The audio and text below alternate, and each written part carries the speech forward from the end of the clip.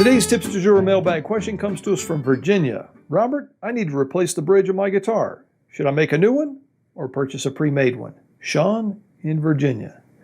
Well, Sean, that depends. First of all, does the bridge actually need to be replaced? As soon as you make that decision, then it's a little easier to make the next one. If you want to make your own, you can. You need a certain amount of tools and some jigs perhaps, and a little bit of finesse to go along with that to make your own bridge. If you decide that that's not the way to go, then LMI has a variety of bridges that are pre-made, ready to go. Pop the old one off, put the new one on, life's good again. Now, recently I had a guitar come into the shop, it's a 1943 Martin, and somewhere along the way somebody had replaced the bridge, and the owner wanted to get it back more to the style of bridge used in that period. So I decided to make one. It had to be made out of Brazilian rosewood. Let's go to the bench. I'll show you how I did it. So here's the guitar, 1943 0018. Bridge on there looks like it's made out of walnuts, not original, and he wants it replaced. So let's do it.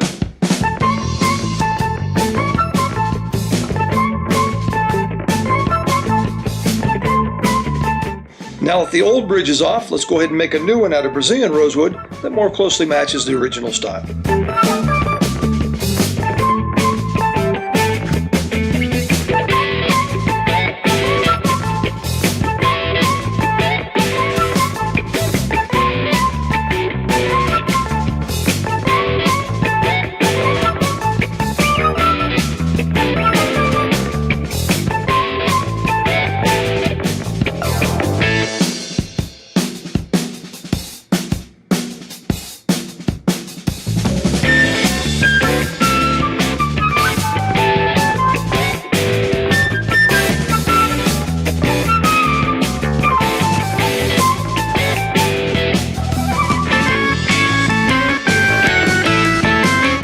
After a generous coat of O'Brien Guitar's Luthier wax, this bridge is now ready to go back on the guitar.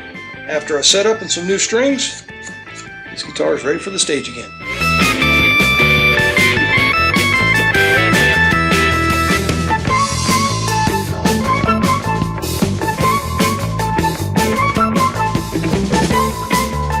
So Sean, just by seeing the video, I think you can figure out how I did it. There's a certain amount of finesse involved, but I'm sure you could figure it out.